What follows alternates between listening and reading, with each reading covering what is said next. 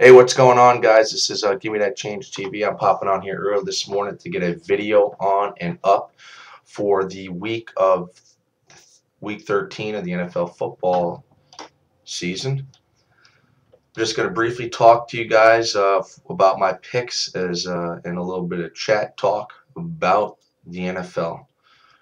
Alrighty, here we go. First off, I'm going with Houston over Philadelphia with Vic. At home, tearing it up this week against Houston. He did tear it up last week, but they couldn't get it out the win. However, they're going to redeem themselves and get the win this week. Jacksonville is going to take a win over Tennessee, as Tennessee's got a lot of crap and garbage going on nonsensically and mentally on the field right now over there. So they're taking a loss to Jacksonville. Cleveland taking the loss to the Miami Dolphins, with Chicago taking the win over Detroit. However, this game is going to be 7 or less points for the winner of the team, the winning side. So it's going to be a close game, and that's because Detroit covers every single game this year except for the Pats. However, they did cover the Pats the first 3 quarters. Buffalo taking the loss at Minnesota, with the New Orleans Saints taking the win over Cincinnati. However, Cincinnati will make it a close one. Surprisingly, San Francisco is going to take the loss at Green Bay, with Denver taking the loss at Kansas City Chiefs, with the Washington Redskins taking the loss at the New York Giants. However, that game is also going to be a close one, with the deciding factors of 3 or 7 points at most.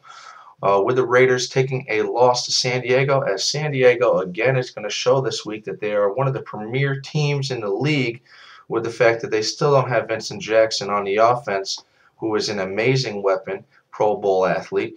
And the fact that they're still putting up 300-something yards a game just shows that they're mentally on another level right now. With Carolina taking a loss to Seahawks, I got the Seahawks finally getting a win here. They lost the last 2, so they're getting some redemption here and getting a nice win. I got Dallas beating Indianapolis. Not because I don't like the Colts. I do like the Colts. The Colts are a great team. But right now, Peyton Manning is taking it to another level, with the fact that he does have to be the whole offense right now, regardless of the fact that there really aren't any super wide receivers out there on that team. And their running backs are all gone. So really right now it's just him running the show. So until he gets some more of his elite wide receivers back and his big guy Dallas Clark back, they're going to be struggling.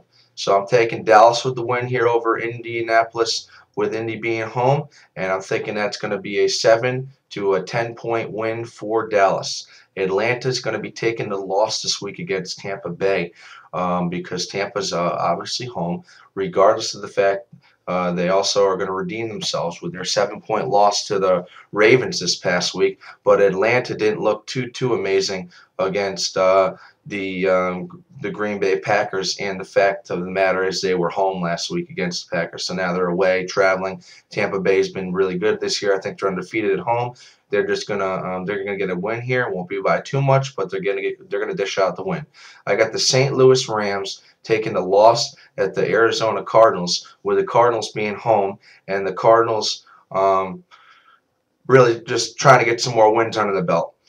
Pittsburgh Steelers are going to take the loss this week at Baltimore. Don't matter what anybody says. I have a feeling this will be the outcome. This is my personal opinion. I don't like the Steelers, obviously, so I'm going with Baltimore. Not only because I think Baltimore is a better team right now, offensively, just offensively, but defensively, they don't have the amazing defense that the Pittsburgh Steelers have. But I'm just, because Baltimore's home, I'm expecting them to get a win. So I'm taking Baltimore here. I also am going to talk to you guys about the last game of the week, which is Monday, December 6th. That's going to be the New York Jets at New England in Gillette Stadium. And this is definitely going to be the game of the week. That's why it's on Monday. Everyone's going to be talking about it. It's the AFC showdown right now for the East, and this is going to show whoever wins this game wins the division. No questions about it. The Jets took game 1 this year. They did beat the Pats earlier this year. However, I'm talking about it all day long. I'll tell everyone. I have the Pats winning this game this week, Monday. They're going to win. They're winning not by 1, 2, or more touchdowns. They're going to show right now that they are the team to beat. Team to beat. They are pissed off with the fact that they lost to the Jets the first game of the year. And they also are sick and tired of hearing about all this goddamn talk about the Jets, talking about this. As for all they really have to show for is the fact that they've had 2 or 3 games go to overtime and they won by a fucking field goal.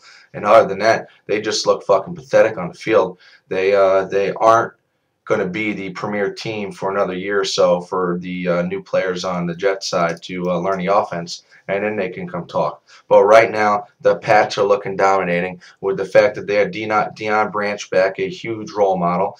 They have 2 elite tight ends, rookies. Regardless of them being rookies, they have Alex Crumpler over there who's teaching them all the mental things and things like that to get them to be the dominating tight ends that they are right now, with both of them having over 500, 600 yards receiving already this season. On top of that, the Pats do have Welker still over there, who's he's a weapon of his own, and they do have pretty solid run backs. You know, the thing about the New England is they've never really been known for the running game since Corey Dillon retired. However, for the past couple of years, they've just been kind of dealing with little men, you know, little side guys that can go out and get the fucking screen pass and shit. But right now they got a guy who can run the ball. They got 2 guys that can run the ball. They got Ellis, and they got the rookie out of Stanford, who's a badass running back. So Tom Brady, with the non-mental errors right now, that he's not making any. He's just tearing up himself physically, controlling the offense, lead of the team, tearing up, and I'm expecting them to dominate, get by 7 or 14 points easily against the Jets. And that's just how it is. I got the New England Pats beating up on the Jets and taking the win for the division. And that's it. Enjoy. Have fun betting this week. Don't spend too much money. And I'll get my picks off for you guys for the week 14, probably Monday night next week. See you guys later. Bye.